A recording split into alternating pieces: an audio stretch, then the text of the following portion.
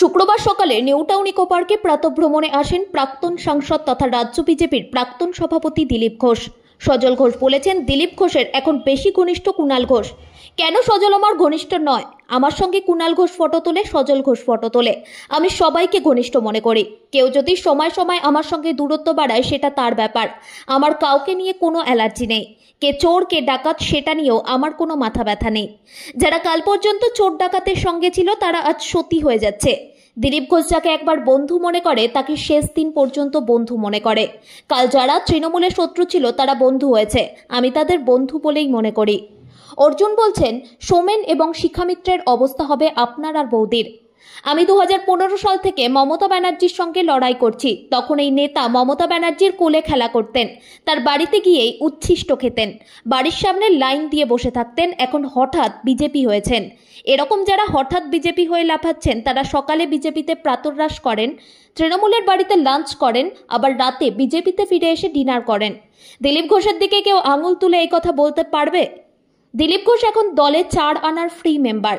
তার কোনো পদ নেই, কিন্তু দিলীপ ঘোষ বিজেপিতে আছে। কারো টিকিট চলে যেতে বা চাকরি চলে যেতে একেবারে ইঁদুরের মতো হুহু করে বিজেপি ছেড়ে চলে গেছিল, আবার হাওয়া ঘুরতে হুহু করে ফিরে আসছে। তারা যেন দিলীপ ঘোষের ক্যারেক্টার সার্টিফিকেট না দেয়। এই মমতা ঘনিষ্ঠতা কি অন্য কোনো রাজনীতির সমীকরণের ইঙ্গিত? যারা এইসব বিশ্লেষণ করেছেন তাদের সঙ্গে আমার সম্পর্ক ওরকমই। এদের অনেকে আমার পেছনে ঘুরঘুর করত, 1 লাখ 2 লাখ টাকার জন্য ঘুরত। কেউ আমার বিশেষজ্ঞ হয়ে গেছিল, কেউ আমার উপদেষ্টা হয়ে গেছিল, আবার জামা পাল্টে এখন আমাকে উপদেশ দিচ্ছেন। এরা সব অন্য দাস। আর দিলীপ ঘোষ বুক ফুলিয়ে ঘুরবে, কারণ দিলীপ ঘোষ কারোর সঙ্গে অ্যাডজাস্ট করে চলে না। এখন সজল ঘোষ বলছেন দিলীপ ঘোষের বেশি ঘনিষ্ঠ কুণাল ঘোষ। কেন সজল ঘোষ আমার ঘনিষ্ঠ নয়? আমার সঙ্গে কুণাল ঘোষও ফটো তোলে, সজল ঘোষও ফটো তোলে, সবাই ফটো তোলে। ঘনিষ্ঠ আমি সবাইকেই ঘনিষ্ঠ মনে করি। কেউ যদি দূরত্ব সময় সময় বাড়াই কমায় সেটা তার ব্যাপার। দিলীপ ঘোষের কারোর সঙ্গে কোনো অ্যালার্জি নেই। কে চোর কে ডাকাত সে নিয়ে আমার মাথা ব্যথা নেই। যারা কালকে পর্যন্ত চোর ডাকাতদের সঙ্গে থেকেছে তারা আজকে সতী হয়ে যাচ্ছে। তারা দিলীপ ঘোষের কে ঘনিষ্ঠ দেখছে। দিলীপ ঘোষ যাকে একবার বন্ধু মনে করে শেষ দিন পর্যন্ত মনে করে। তাই কালকে যারা শত্রু ছিল টিএমসিতে তারা আমার বন্ধু হয়েছে, আমি এখনো তাদেরকে বন্ধুই মনে করি। এই অবস্থায় দাঁড়িয়ে সব থেকে গুরুত্বপূর্ণ প্রশ্ন সেটা হচ্ছে, অর্জুন সিং কালকে একটা তাৎপর্যপূর্ণ কথা বললেন যে সোমেন মিত্র এবং শিখা মিত্র তাদের সঙ্গে ঠিক যে এক্সপেরিমেন্টটা মমতা বন্দ্যোপাধ্যায় করেছিলেন সেটা নাকি উনি এবার আপনার সাথে করতে চলেছেন। শুনুন, উনি মমতা ব্যানার্জিকে ছেড়ে দিন। আমি যখন মমতা ব্যানার্জির চোখে চোখ রেখে লড়াই করি 15 সাল থেকে, তখন এই নেতারা মমতা ব্যানার্জির কোলে খেলাধুলা করতেন, তার বাড়িতে গিয়ে এঁঠো কাটা খেতেন, নাস্তা করতেন, বাড়ির সামনে লাইন দিয়ে বসে থাকতেন। আর এখন হঠাৎ বিজেপি হয়েছেন। হঠাৎ বিজেপি যারা দেখুন লাফাচ্ছেন, 21-এর বিজেপি, তো তারা সকালবেলা বিজেপিতে নাস্তা করেন, দুপুরবেলা টিএমসির বাড়িতে গিয়ে লাঞ্চ করেন, আবার রাত্রেবেলা বিজেপিতে এসে ডিনার করেন। দিলীপ ঘোষের দিকে কেউ বলতে পারবে এই কথা? দিলীপ ঘোষ আজকে 4 আনার মেম্বার বিজেপির, এখন তো ফ্রিতে মেম্বার, আর কোনো পোর্টফোলিও নাই। দিলীপ ঘোষ বিজেপিতে আছে। কারো খালি চাকরি চলে যেতে, টিকিট চলে যেতে একবার হুহুড় করে ইন্দ্রের মতো চলে গেছিলেন বিজেপি ছেড়ে, আবার হাওয়া ঘুরতে হুড় করে চলে আসছেন। তারা যেন দিলীপ ঘোষের ক্যারেক্টার সার্টিফিকেট না দেয়। রাজনীতিতে কোনো কিছুই অসম্ভব নয়। তাহলে কি আমরা এবার কোথাও না কোথাও রাজনৈতিক বিশ্লেষকরা যেরকম মনে করছেন যে এই যে সখ্যতা ঘনিষ্ঠতা, আপনি গেলেন, অত্যন্ত কর্ডিয়াল ব্যবহার পেলেন, কুশল বাক্য বিনিময় করলেন, এটা কি অন্য কোনো রাজনৈতিক সমীকরণ? যারা বিশ্লেষণ করছেন তাদের সঙ্গে আমার এরকম সম্পর্ক। আর তারা অনেকে 21 সালে দিলীপ ঘোষের পেছনে পেছনে ঘুরতো 1 লাখ 2 লাখ টাকার জন্য। কে আমার বিশেষজ্ঞ হয়ে গেছে, কে আমার উপদেষ্টা হয়ে গেছিল। আর 21-এর যে রেজাল্টটা খারাপ হলো, আবার জামা পাল্টে নিয়ে দিদির আঁচলের তলায় লুকিয়ে আছেন, দিলীপ ঘোষকে সার্টিফিকেট দিচ্ছেন।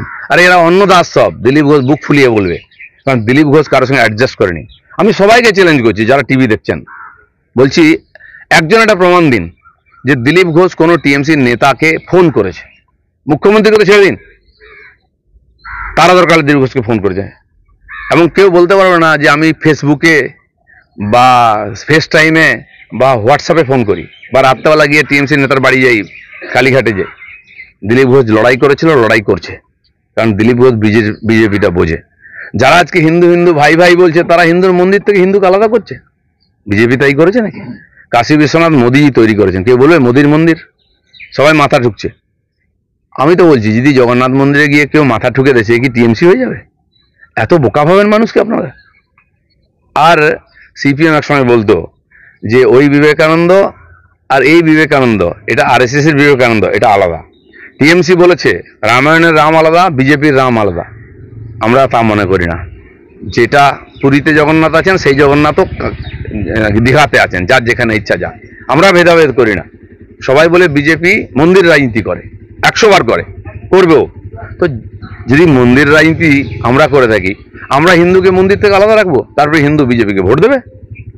হিন্দু হিন্দু ভাই ভাই বলবো আর হিন্দু উৎসবে হিন্দুকে আলাদা করব, বিজেপিকে হিন্দু ভোট দেবে? কে শিখিয়েছে? সেজন্য যারা এই হঠাৎ বিজেপি না, তারা বিজেপিকে বুঝতে পারবেন না। কড়া কড়া কথা বলা দিলীপ ঘোষ, অনেকে বলছেন যে বিয়ের পরে দিলীপটা অনেক নমনীয় হয়ে গেছে। অনেক ধারণাই ভুল হয়েছে লোকেদের, এটাও ভুল হবে।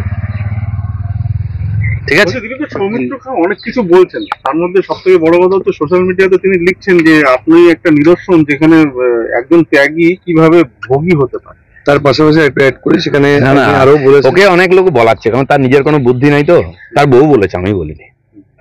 তার জীবন চরিত্র দেখুন, সে কটা পার্টি করেছে। গোটা রাত আপনার সঙ্গে বিছানায় কাটিয়ে সকালে গঙ্গা স্নান করে বলছে আমি সতী। এরকম অনেক নেতা আমাদের বাড়িতে আছেন, তাদেরকে আমরা পুষে রেখেছি। কাল যদি বন্ধ করে দিই না, সব ওইদিকে লাইন লাগাবে। তারা আমাদের বাড়িতে পোষ্য আছেন। বিজেপি পুষেছে অনেক নেতাকে, যারা পেপারে বলছেন, যারা নেতাগিরি করছেন, কাল বন্ধ করে যাবে। সেই জন্য দিলীপ ঘোষকে জ্ঞান দিতে আসবেন না। আপনাদের কাল চরিত্র, রোজ যে পার্টি পাল্টায়, রোজ যে বিছানা পাল্টায়, সেসব লোক অন্তত যাই পুরো বিজেপি নিয়ে কথা যেন না বলে, আর দিলীপ ঘোষ যেন বলতে না পারে। দিলীপ ঘোষ খালি হাতে বিজেপিতে এসছে, রাজনীতিতে এসছে, খালি হাতে যাবে। কোনো বোঝা নিয়ে আসেনি, কোনো বোঝা নিয়ে যাবে না, কিন্তু মাথা উঁচু করে রাজনীতি করবে যতদিন বিজেপি করবে। সৌমিত্র খাঁ বলছেন যে কে ভিক্ষা করে খাওয়া পার্টি, এঁঠো খেয়ে জীবনযাপন করেছে, সে এবার নেতা? তার কথার গুরুত্ব দেয়? পরশু দিন সে শুভেন্দু অধিকারীকে গালাগালি দিয়েছে, তারপরের দিন সুকান্ত মজুমদারকে গালাগালি দিয়েছে। বাপকে জিজ্ঞেস করুন তার। হিন্দি দুটো বেশ আরেকটা একটা হিন্দি লাস্ট একটা আছে আমার। আচ্ছা, সিপাহি পার্টি অফিসে একটা ধুন্ধুমার পরিস্থিতি তৈরি হয়েছে। যারা দিলীপ ঘোষ পন্থী না আপনার পন্থী, তাদের উপর একটা আক্রমণ হয়েছে। এবং আমার পন্থী বিজেপিতে কেউ নাই, আমি বিজেপি পন্থী। আমি প্রেসিডেন্ট ছিলাম, লোক আমার সঙ্গে ঘুরতো। এখন আমাকে পার্টির কার্যকর্তার নেতা মনে করে, আমার সঙ্গে ঘোরে। যান, মালদায় আর মুর্শিদাবাদে আমি সভা করে এসেছি। কোনো নেতার হিম্মত হয়েছে এখন সভা করার? মালদায় ডিএম আমি ঘেরাও করেছি, হাজার হাজার লোক এসেছে। আমার প্রেসিডেন্ট আমাকে বলেছিলেন, আমি গেছি। মুর্শিদাবাদের লোকেরা আমাকে ডেকেছে যে আপনাকেই চাই, কারণ লোকে আমাকে হিন্দু নেতা মনে করে, আমাকে পাক্কা হিন্দুত্ববাদী মনে করে।